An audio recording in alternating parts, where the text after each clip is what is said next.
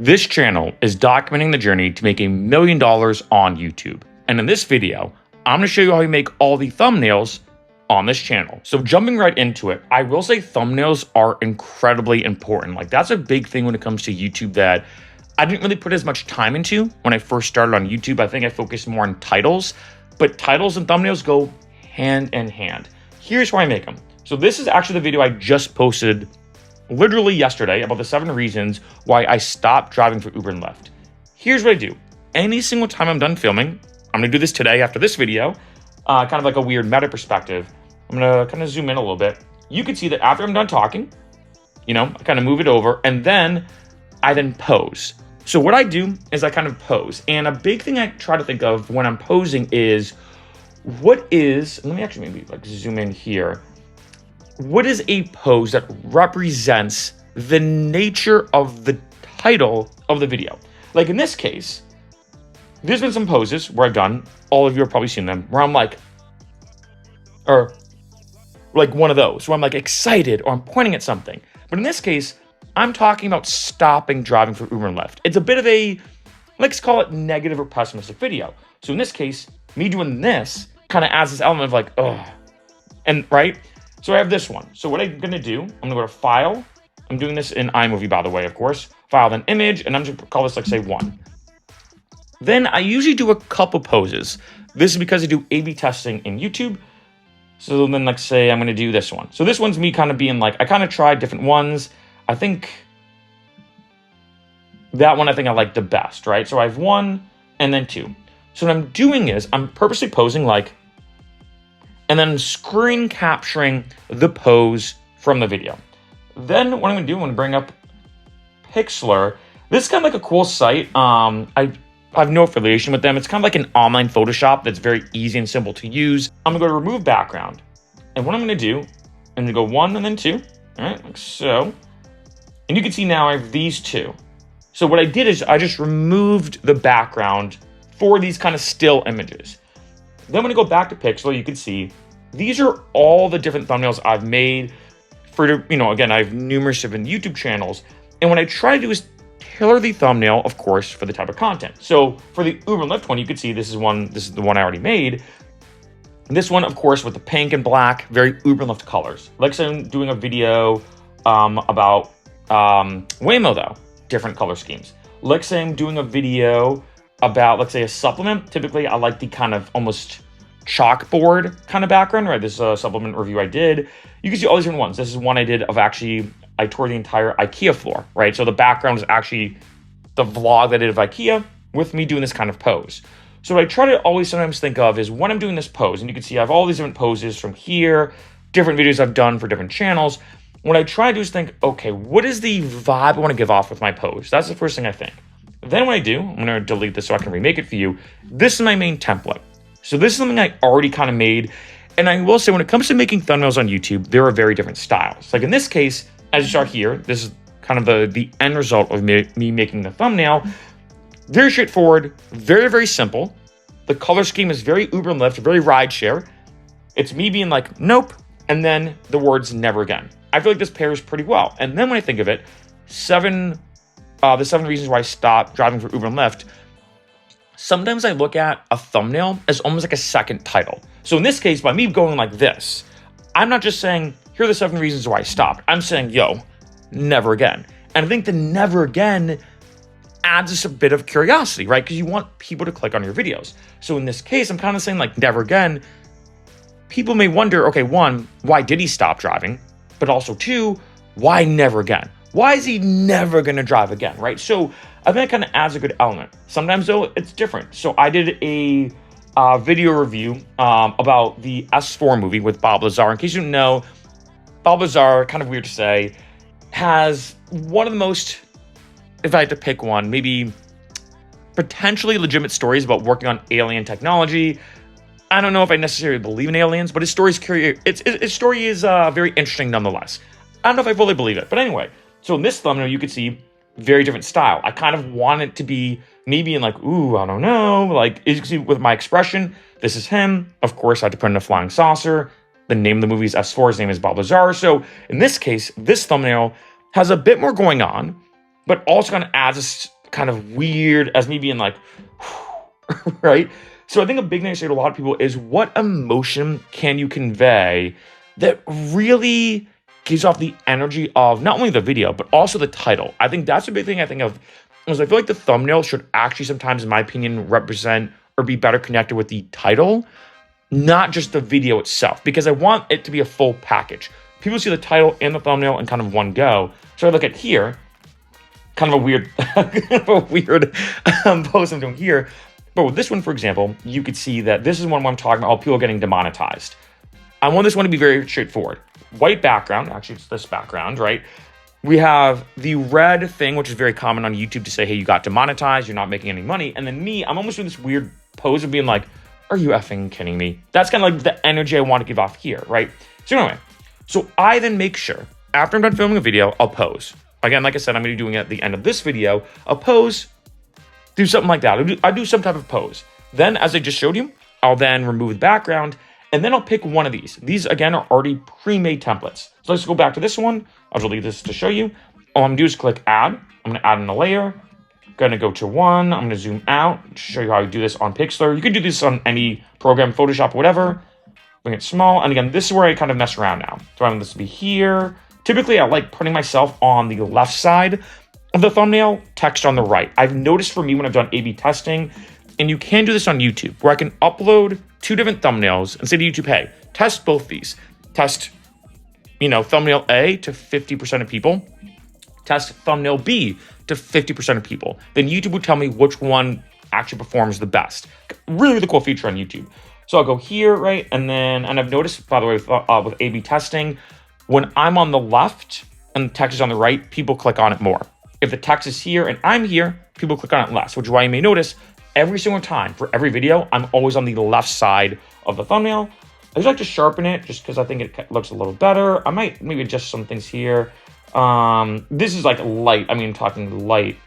I think I might bring that up a little bit. So I might do that. Boom. So now that's done to me. Then as you go back here, so that weird. This is my main kind of font I use. It's BD cartoon style. That's the one I use pretty much actually for all my YouTube channels, which is kind of funny. So I just do a little copy pasta here. I have AI Music FAQ, but of course that's not what we're doing here. And then at this point now, again, I'll think of a good catchy thing, like never again is what I thought of for that video. There's 7 reasons why I stopped driving for Uber and Lyft. I may say something different though. Like I may say like why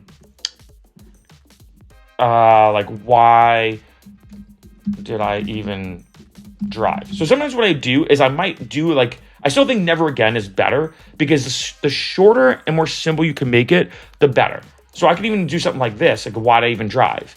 Like that I think actually kind of goes pretty well now that I think about it. And then this I might maybe move over here. I'll try to make this a bit spaced out where the spacing between here and the black is equal to here a little bit. So I might just do it like this. And then boom.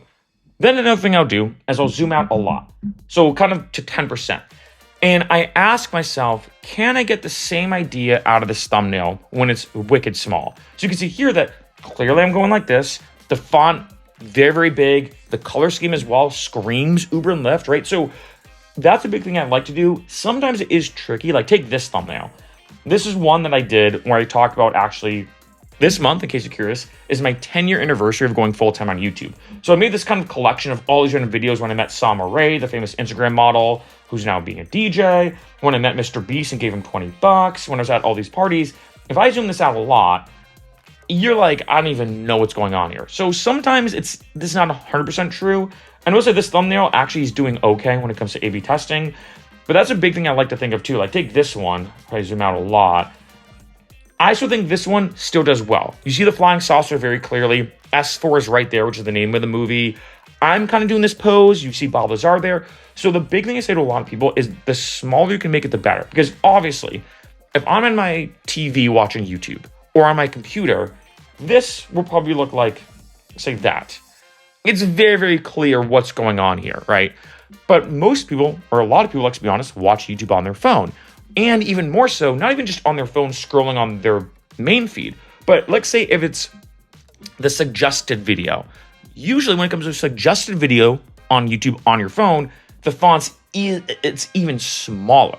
So that's a big thing I'd like to look at too, is if I make this really small, how does it really look from big to being this tiny? And of course, everybody's thumbnail strategy is a bit different on YouTube. This is what I personally do. And my main strategy, as you saw, is one, have a typical background. That's either a color scheme. So like say the pink and black for Uber and Lyft videos, the kind of like grayish and grayish blue, or gray, or excuse me, green and blue for like say a Waymo video. I have other ones as you saw.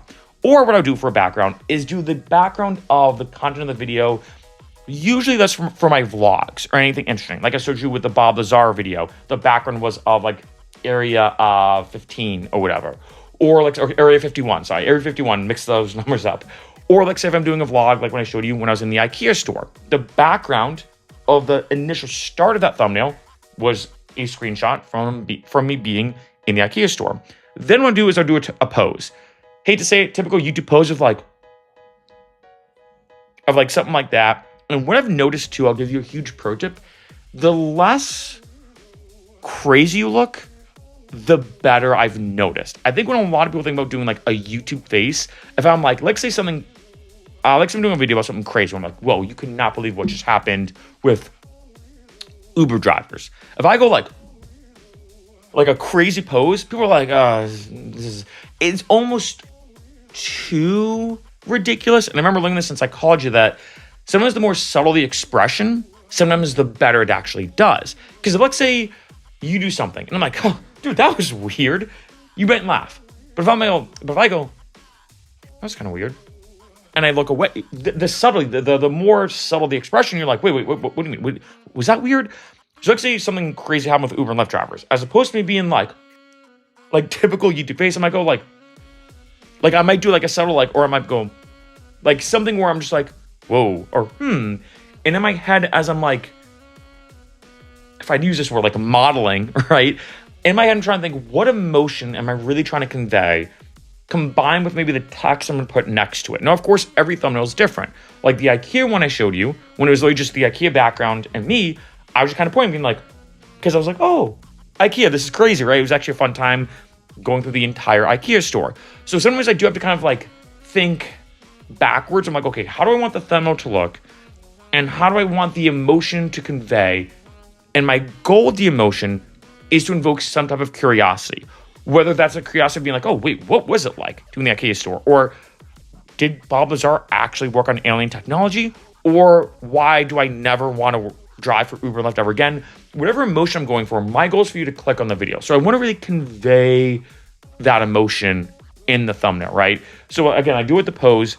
And then, like I said, with my typical educational videos, I'll then combine that pose with text. And with the text, like I showed you earlier, I do want to create, as I call it, either a second title or B, something that adds an extra oomph to the title. Like I said, like I did yesterday, the 7 reasons why I stopped driving for Uber and Lyft, saying never again with me like this or like this.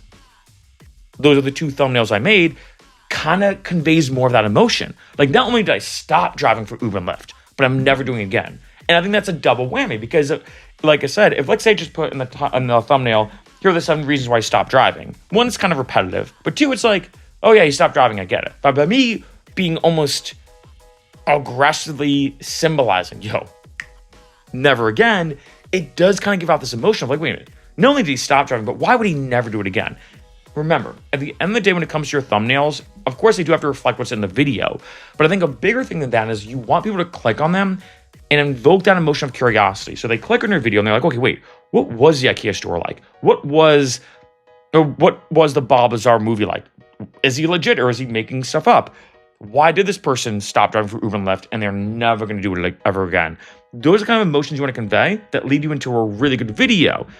Remember, I do have to mention this though. Don't do clickbait. I have to say that at the end of this video, like there are some creators that yes have done somewhat well with clickbait back in the day, but remember, the number one thing YouTube cares about right now is keeping people on YouTube as long as possible. So I do have to mention this as a last point, that if let's say someone, let's say you make the best thumbnail in the world, but it does not reflect your video.